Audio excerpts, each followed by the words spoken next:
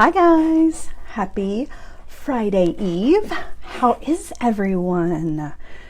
How has everybody's week been so far? It's been a long week for me, but we have a fun project for today. You guys, we've got a project that kind of goes along with the earrings that we made on Monday. If you guys remember, we used the True Colors Design Elements bead mix and made these fabulous earrings that I have been wearing all week because I just love them. And so we're using the True Colors bead mix again today because I had so many of the beads left over, right? We made such cool earrings, and then I still had like a whole little bowl of beads left over. So we're gonna make a matching bracelet to go with our earrings using that mix. Good morning, everybody. Hi, Susie. Hey, Dawn. Hey, Julie. Hi, guys. Oh, Emma says happy Friday. Emma? Not yet. It's not Friday quite yet. We're almost there. We're almost there. So close, actually. So close. How is everybody? Good morning. Good morning. Good morning. Everybody is coming on in. I don't want to get started until we get everybody here, but I can tell you, it's going to be a fun one. I love like super easy projects, and this one is one of those. This is easy to do. We're going to do some simple stringing, and then we're going to create a sliding knot with some faux suede lace. And we've actually done the knot before, but we're going to do it again because I feel like it gets, you know how we do something and then we move on and then we just forget, right? I had completely forgotten about this knot, and I feel like it's one of those universal kind of things to know that you can implement in so many different ways. So we're going to walk through that sliding knot again today, which is cool. Which means that, Emma, it's okay. Totally fine, totally fine. But we're gonna walk through this sliding knot, which makes your bracelet completely adjustable. What's cool about it is that not only can you make your bracelet adjustable, but you can apply this exact same technique into necklaces as well and make adjustable necklaces, which if you're selling for craft shows or if you're selling on Etsy or wherever, it's really a super great way to like encompass all sizes, right? You can make it adjustable so you don't have to worry about, well, this bracelet needs to be 7.5 inches, but my customer needs it to be 8.5 inches. Sometimes things like that can get a little tricky, and it makes selling sometimes not as much fun as it should be. So taking steps like creating adjustable pieces takes all of that extra heartache out, right? And you can just enjoy making your jewelry. So we're gonna make a super easy bracelet for today to match the earrings. I'll give you guys another close-up of the earrings, and then we will look at the beads. Before we get to that though, just a reminder about all of the good things that are going on Jessie James Beads. First and foremost, the mix that we are using today is a design elements mix called True Colors, and 10% of the proceeds go to GLSEN, which is a great LGBTQ charity for school-aged kids. Look it up if you don't know anything about it. Super cool. It's really awesome that Jessie James Beads is doing that. I love that.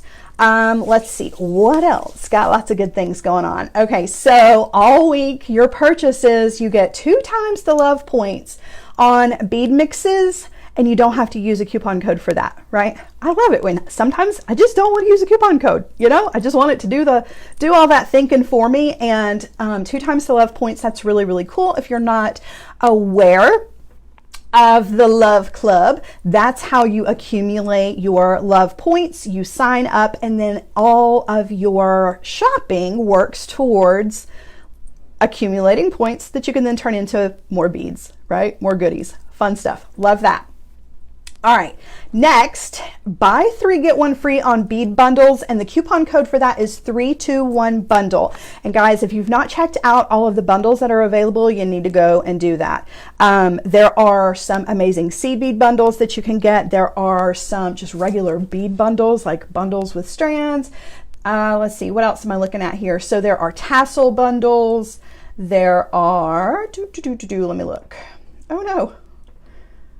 Oh, the stamping bundles, there are strands, there are inspiration bead mix bundles, there are tools bundles. So bundles kind of incorporates everything, which is fantastic. So if you haven't checked out the bundles, or if you have been waiting for such an occasion to get, say, your cutter tool and your nylon jaw pliers, I believe is what that bundle is. Let me double check.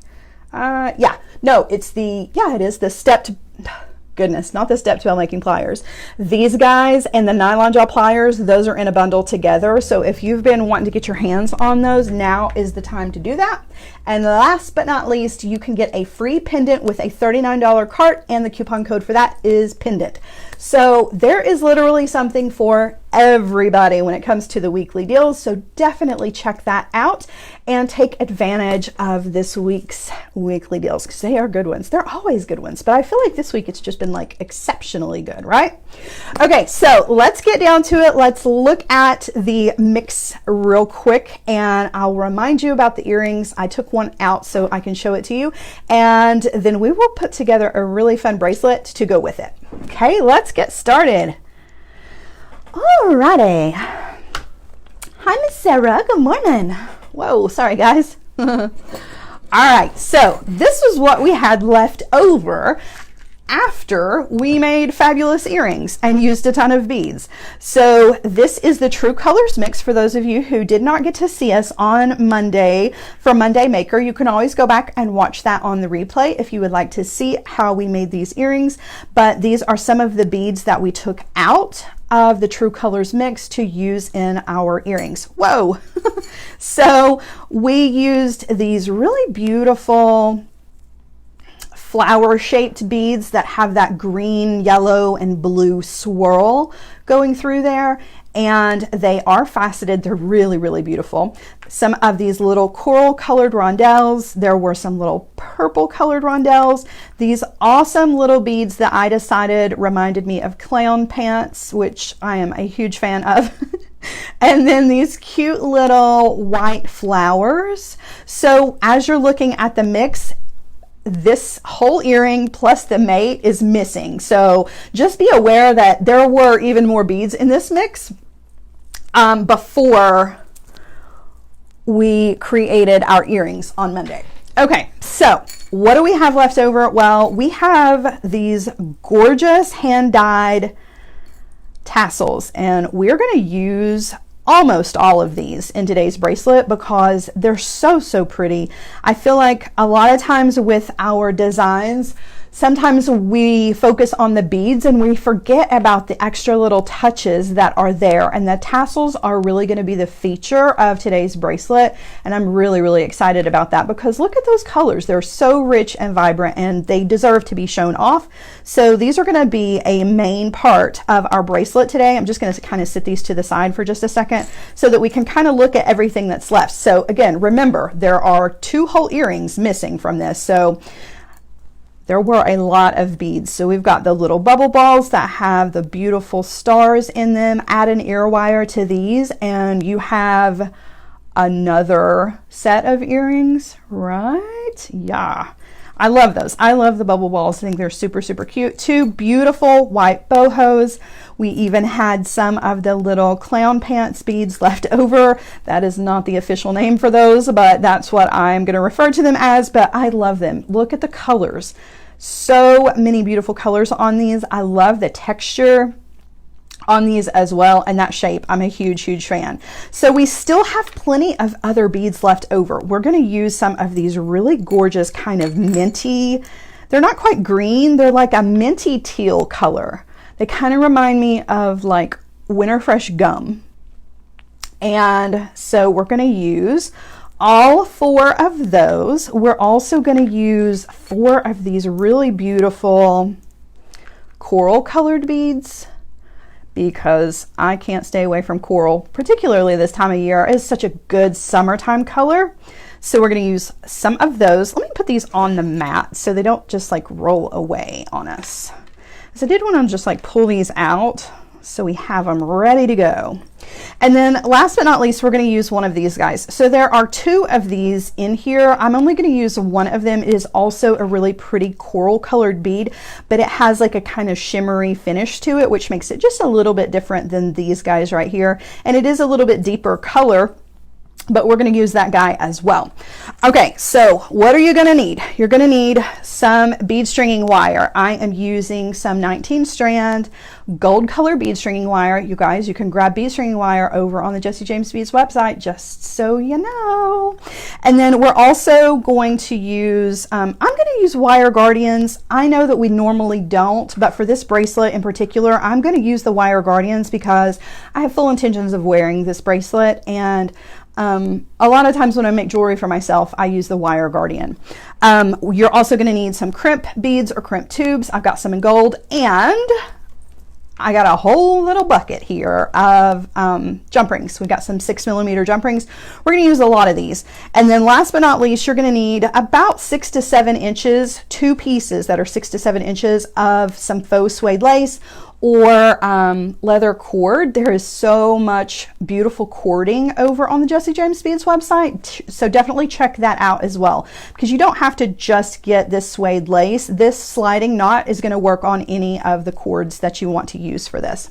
So, all right, let's get started. The very first thing that we're going to do excuse me, is we are going to take all of our little tassels, and I believe I use 7 tassels for this bracelet. We're going to take our tassels and we're just going to pop 6mm jump rings on them. And I actually have 1 tassel left over. I'm going to sit it to the side to use for another day.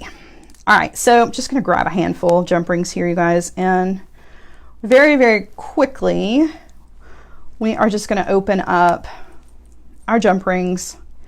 Just to get this part kind of out of the way, just use 2 pairs of pliers to open your jump rings. Thread those on to each one of your tassels. Now, your tassels already have a loop at the top, and some of you may be wondering why it is that I don't just thread them onto my bracelet that way. And it's because I want this jump ring to be kind of the go-between. I want the tassel to have the full range of motion, right? And if I just thread it between 2 beads, then it's kind of stuck there. And I don't want it to be stationary. I want it to have lots of movement. You know how I feel about movement in jewelry. I like to have lots of moving parts if possible. So, and definitely use 6mm jump rings on this because I want the beads to touch each other between the jump rings. And I'll show you exactly what I mean as we start to put this bracelet together. But just really, really quickly, I wanted to get all these jump rings on so that we can move on to the meat and potatoes, so to speak. All right, and I'm using gold. You definitely can use silver colored, you know, whatever your findings are that you prefer. This will work with either or. I dumped out jump rings and I'm like literally taking them from the little container instead of just picking up the ones that I have. Okay, there we go. Now, all of our tassels have a little jump ring. Okay, so now we are going to do the kind of the maintenance work, if you will, on our bead stringing wire. So I'm going to grab one of these crimp tubes, and you can use crimp beads or crimp tubes, but I definitely like the tubes. That's just a personal preference. I'm going to thread that on to the end of my bead stringing wire. You're only going to need about 6 inches of bead stringing wire. When it comes to bracelets, it doesn't take very much at all, and the beads are not going to take up the entire bracelet, so you definitely can get away with using a shorter strand. Now, just for myself, I'm going to use a wire guardian here. If you don't want to use a wire guardian or you don't have one, then you would just simply create a loop with your bead stringing wire and then crimp as normal. But I like the wire guardians for several reasons. But the number one reason that I like the wire guardian, just threading through the little hole there, okay, I'm going to guide my wire along the little indent. There's like a little groove that's perfect for your bead stringing wire, and then down the other side of the wire guardian. Like I was saying, the reason that I prefer a wire guardian in pieces, particularly bracelets where there is a lot of movement, you're using the wire guardian as a protector. It really is a guardian for that wire, whether you're using bead stringing wire or some other kind of, like if you're using a bead weaving thread or anything that's going to fit into your wire guardian. What happens is the wire guardian creates this metal barrier between your bead stringing wire and any other hardware. So in our case, it's going to be another jump ring, or it may be a clasp.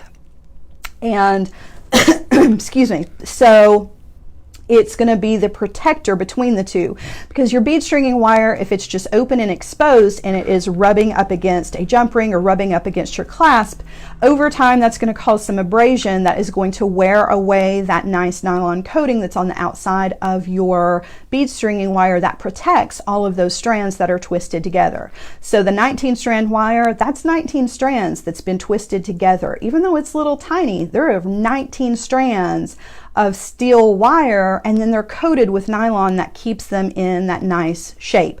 So again, you're just going to wear away over time, and particularly pieces like bracelets where they get a lot of movement, that creates tons of abrasion. So just a little side, little spiel about the wire guardians. Use them if you want to. You absolutely don't have to. Your bracelet is still going to last and be just fine, but it will last even longer if you use a wire guardian.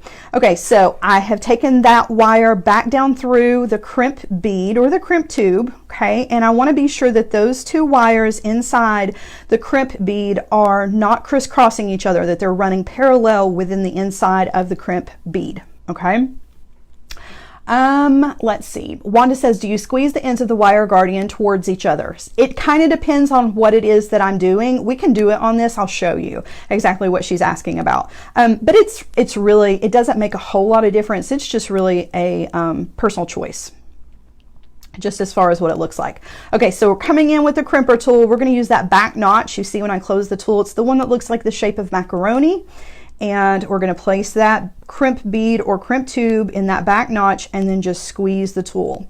And what happens when you do that is you are separating those two bead stringing wire pieces even further inside that crimp bead, so they're not going to touch each other anymore. The crimp bead has been crimped down in between them to separate them from each other so they can't rub against each other and create abrasion, which is the enemy with stringing.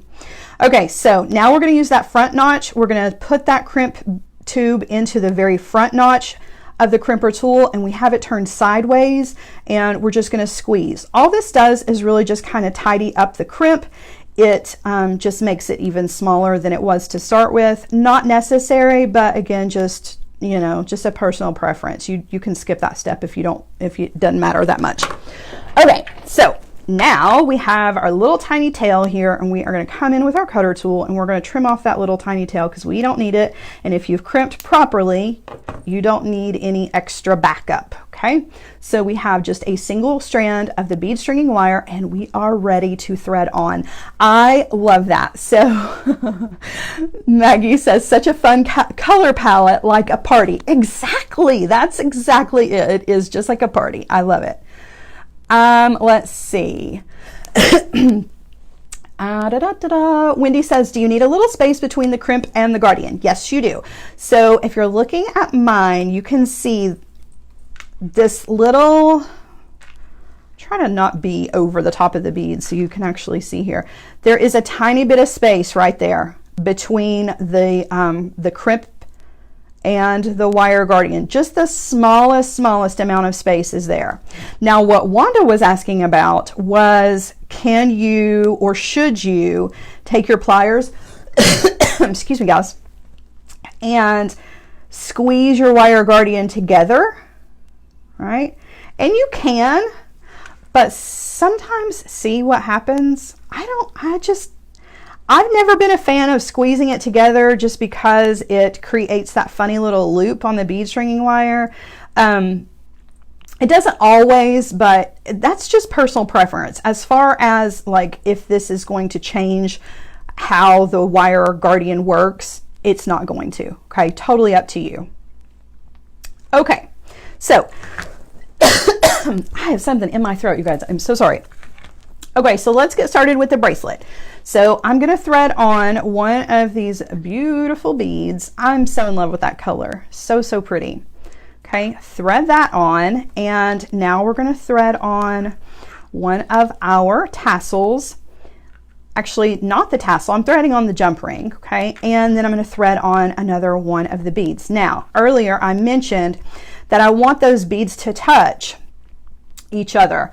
And again, this is just another kind of safety feature when it comes to stringing. So instead of using a 4mm jump ring, which would have given enough clearance for my tassel, it would have sat down on the bead stringing wire instead of between, like this, right? Because it's a little jump ring. There's no way that those two beads could touch each other within the opening of the jump ring. What happens, again, this is another scenario where now you have metal touching your bead stringing wire, and that of course can over time with the movement create abrasion. So I like to use a jump ring that's big enough that I know for sure that those two beads are touching each other between that jump ring, right? That jump ring is nowhere near my bead stringing wire. Okay, all right. So now we're going to thread on another one of our tassels, another bead, another tassel, another one of our beads. Whoops. Okay, we've got all of that beautiful kind of teal, minty teal color, and now I'm going to start threading on these coral colored beads, and I've got 4 of those. So I'm going to thread those on, and a tassel, a bead, and a tassel, another bead, another tassel, and another bead. All right, so now we have so much color and fun movement in this bracelet so far, right? We've still got one more bead to go, but I just wanted to kind of show you all of those jump rings are nice and lined up, right? They are not touching the bead stringing wire. The beads are touching each other just between all of the jump rings, and you've got all of this beautiful color that is coming from these gorgeous tassels. All right, we're going to thread on the very last bead, which is this guy. You guys can thread your beads on in any pattern that you want to. Sometimes I like to have kind of a different, you know, pattern. So this is the pattern that I chose for this bracelet, which is not really centered. If you wanted to take the bigger bead and put it in the center, you absolutely could. Totally up to you. And there are so many other beads left over in that mix. You definitely could, you know, change it up and create something completely different, but exactly the same. As weird as that is. Okay, so now we're going to follow with the exact same steps. We're going to take one of our crimp beads, we're going to thread that on, and now I'm going to thread on another one of the wire guardians. If you're not going to use a wire guardian here, just thread your bead stringing wire through a 6mm jump ring and loop your jump ring in, okay? And then take the bead stringing wire back down through the crimp, and then I'm going to hold on to the wire guardian, and I'm just going to pull all of this down and get that really close to that last bead. Now, I like to take the end of my bead stringing wire and string back through 1 or 2 beads. Not because I need any extra insurance, it's not for safety. It is simply because it makes it a whole lot easier, number 1, for me to pull everything down, and number 2, there's actually 3 things. Number 2, it's easier to make sure that my bead stringing wire is not crisscrossed inside that crimp. If I have got the tail down here instead of up here at a weird kind of angle. So now when I trim the bead stringing wire off, and this is number 3, I will not have this weird kind of crook in the wire. Sometimes you get an accidental bend in that bead stringing wire, and it just makes the whole little loop here or the wire guardian sit funny. Okay, so that's why I like to thread back through, use that as my pull, and then I know for sure that my wire is not crisscrossing. Come in and crimp using that back notch on the crimper tool, and then turning it sideways and crimping again. Okay, all right, now I'm going to come in and trim off that tail. And the beaded part of our bracelet is already ready. Simple, quick, and fun. Really, really pretty, right? Super, super pretty. So much beautiful color in this. Okay, so now we're going to get down to the knotting part. And we're going to need 2 more jump rings for this. So let me grab 2 little jump rings. I'm going to move all of this extra stuff out of the way here. So I want you guys to be able to see how this knot works. I really need to clean off this mat. Don't judge me, it's dirty. Okay, so I'm going to come in with a 6mm jump ring on either side, and I'm just going to hook that to the wire guardian and close it back. And again, if you didn't use a wire guardian, then you just have your bead stringing wire going straight, looped through to your jump rings already. Okay. All right, now I'm going to take my 2 strands of faux suede lace, and I wish I had used a lighter color. I'm afraid this is going to be hard to see, but we can change this up if we need to. I can show this knot to you more than once, and we can just find some different cord. Surely I've got something around here. Okay, so we have 2 pieces of faux suede lace in a really deep chocolatey brown color, and they are probably about 7 inches each, which is way more than you need, but I feel like when you are learning this knot, it is way better to have more than you need. Okay, until you get really good at it, and then you don't need to have all of that extra cord. So I'm just going to take one end from one of my pieces. I'm going to thread it through the jump ring, and I'm going to bring it down about 1 inch or so. Okay, and then I'm just going to tie an overhanded knot just to tie that cord to the jump ring. Now there are a million different ways you can connect your leather or your lace or whatever you're using to your bracelet. I just kind of like to have it knotted. I'm a fan of the little extra pieces, but if you want to wire wrap and get crazy and don't have any of this extra business going on, you absolutely can do that. Not a problem at all. You're still gonna do the sliding knot the exact same way. Okay, so I'm going to do the same thing over here with the other piece. I'm just going to thread it through, bring that jump ring down about 1 inch or so, and then tie another overhanded knot. Just like so.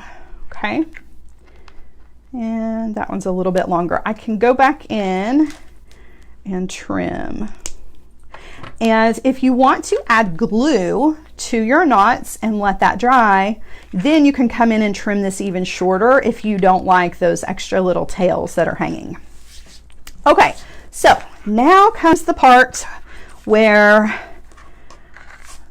it can be confusing, but I feel like once you get the hang of it, then it all kind of just clicks for you. Okay, so we have the 2 ends of our bracelet, and we want to lay this all flat on our work surface. I feel like it just works so much easier if you just go ahead and lay it all out nice and flat so that you can really kind of see what you're doing. Okay, so I've got one going this way and one going the other way, and what we're going to do is we're going to start with, let's see, I always get confused with this part. I want them to go this way.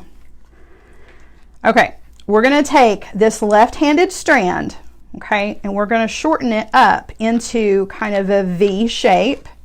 Okay, so I've just made a bend in it, and we're going to lay that over the right-handed strand. Okay, so I just kind of folded it into a V, and it's laying over the top of our right-handed strand that's going this way. Okay, pinch and pick up that V and the leather underneath there. Okay, and I want to bring mine down a little bit further. Actually, I want to bring mine closer to my knot down here. There's the V shape, pinch it, okay, Now we're going to take the short end of the V. Don't pick up the right-handed strand accidentally, because you definitely don't want to create a knot with it. You want to pick up the short-handed strand of the V that you created, okay? Hold that pinch just like it is. And now you want to take this short-handed strand and you want to loop all the way around the 2 strands of leather, okay? We're just kind of bundling the leather. So I've gone around once, I'm going to go around a second time. See how I'm kind of creating a coil with my leather over the strands? You can go a third time if you want to, totally not necessary, but you can, okay? So now you can see I've gone over those 3 times. I'm going to let go for just a second and adjust the light, okay? Now the V shape that we made has turned into a loop, right? I agree, Tina. Now we're going to take this tail that we've got, okay, and we need to very carefully slide it underneath all of those wraps that we made. And it might take a little wiggling, particularly if you wrapped a little snug, but kind of wiggle it back and forth with your fingers like that. That's going to kind of open up the space there so that you can really push that suede underneath. You can loosen it all up if you need to. Okay, you just don't want to lose the little bundles that you've created. And I can see the tail just barely sticking out right there. I'm going to use my pliers to grab it. Okay.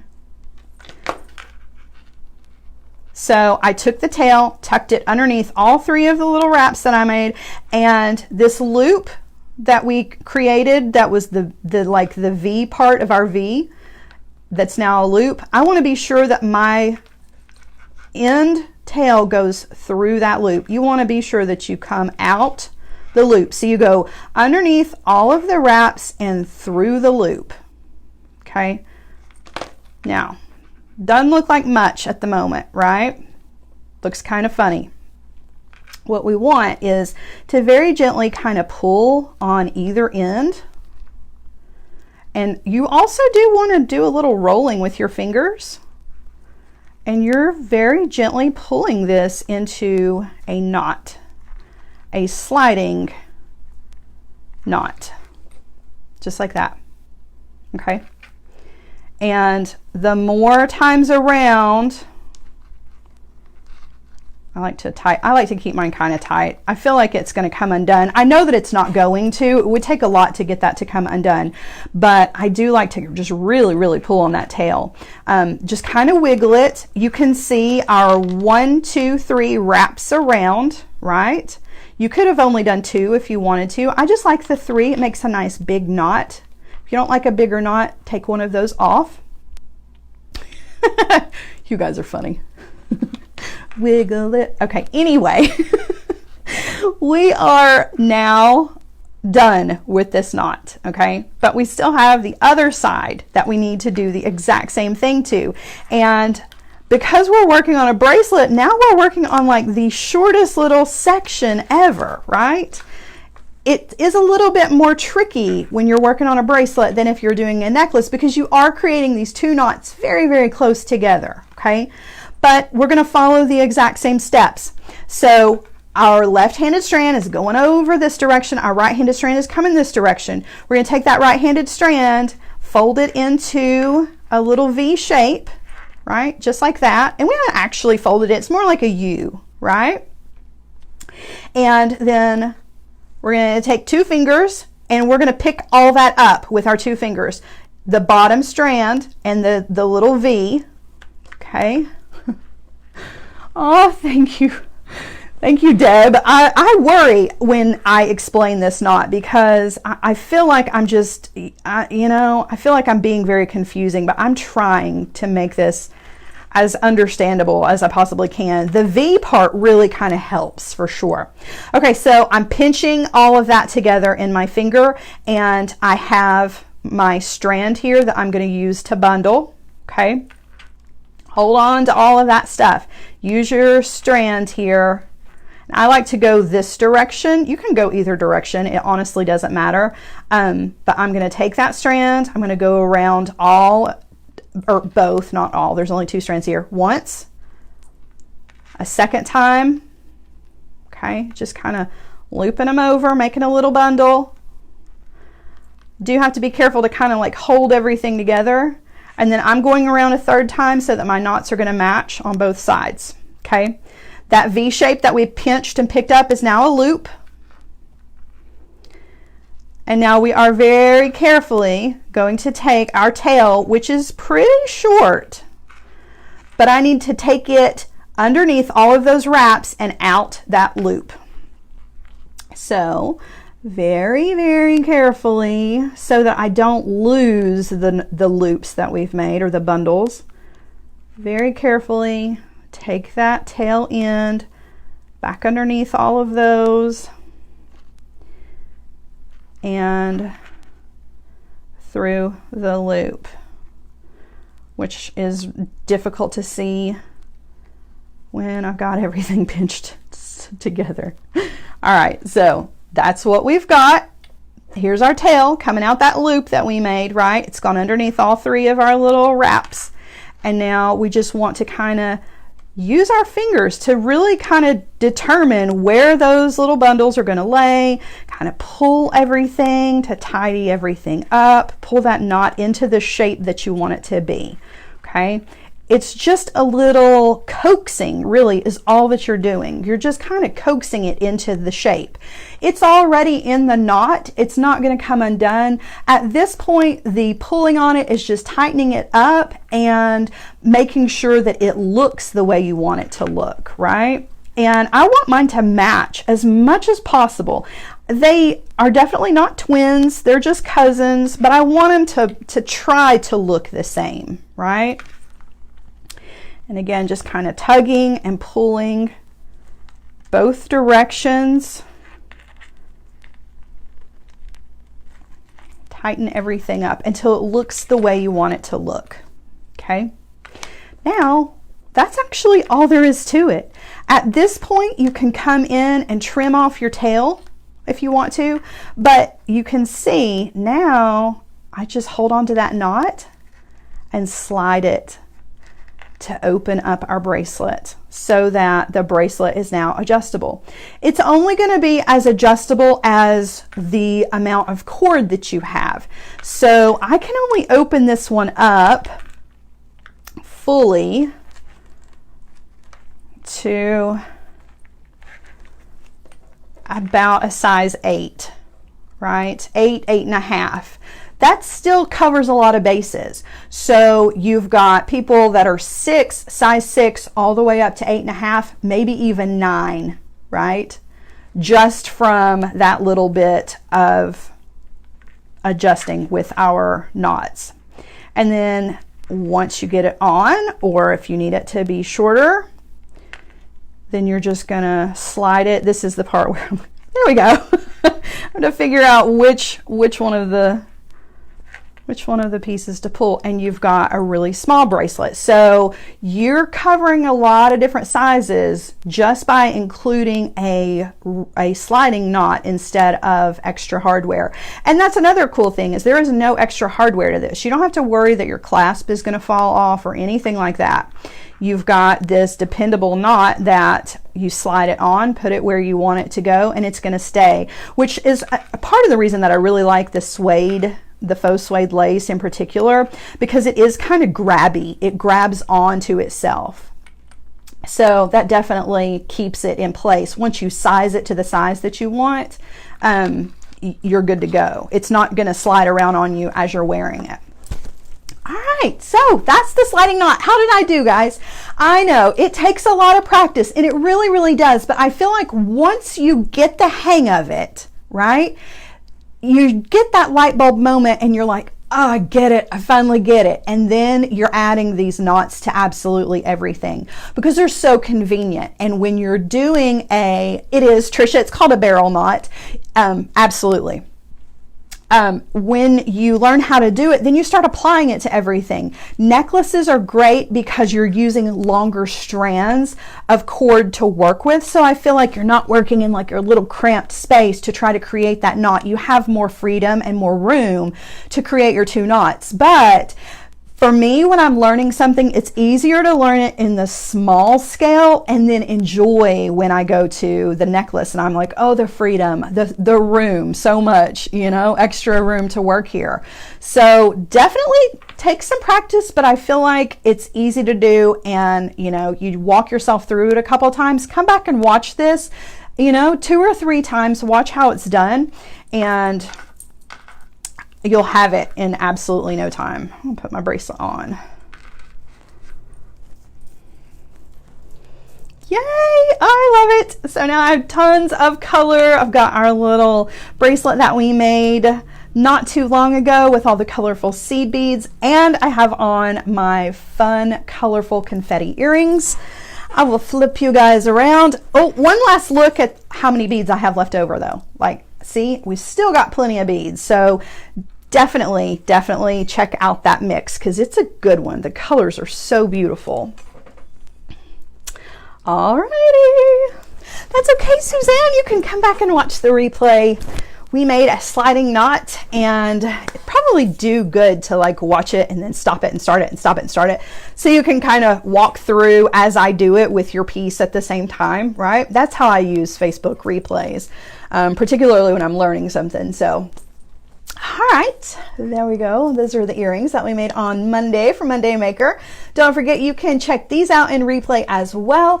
And all of the videos and all of the projects that we do here on Jessie James Beads always get sent over to the Jessie James Beads YouTube channel. If you are not a member or you have not subscribed to Jessie James Beads over on YouTube, definitely do that because there is a whole library of projects there. So if you ever need inspiration or you just need a refresher on how to do something, it's a great resource. Love YouTube. You can learn how to do literally anything there.